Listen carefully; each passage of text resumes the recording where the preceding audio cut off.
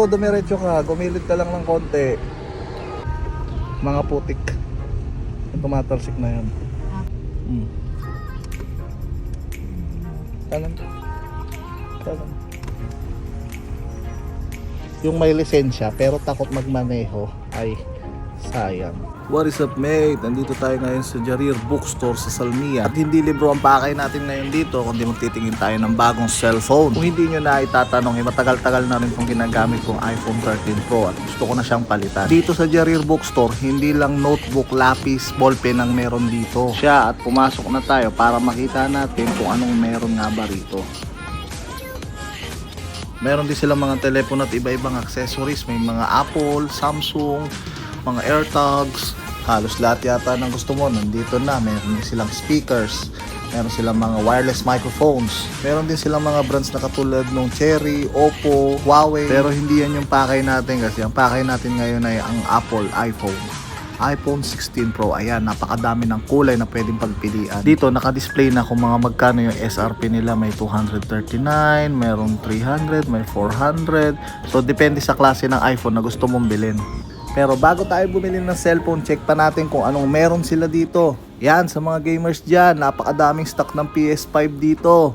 Meron mga controllers, iba-iba. Ito, malupit, Trustmaster Drive Controller. Napakaangas dito. Ewan ko na kung di ka matutong magmaneho rito.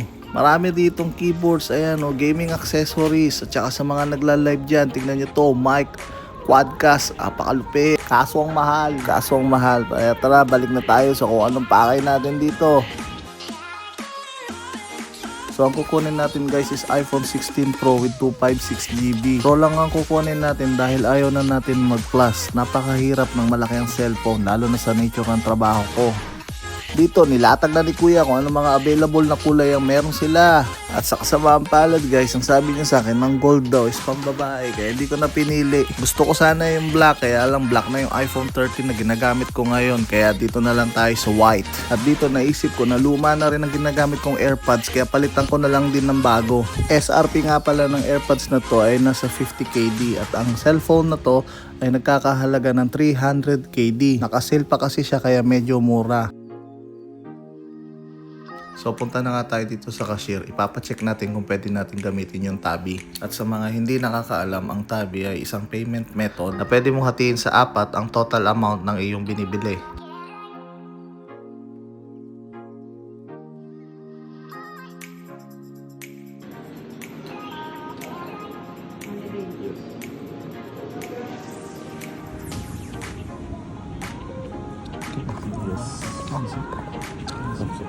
Pwede sa mga.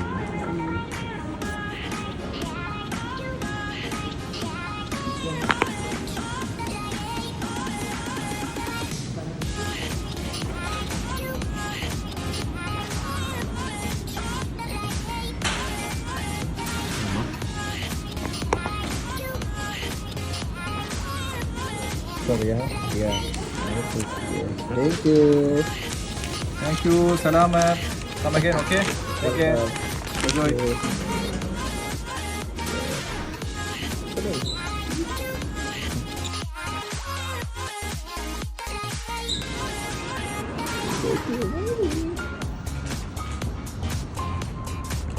Tara, libre natin si Mami. Ang bilis, ganun-ganun lang yun. Bibigay ko na kay mama tong iPhone 12.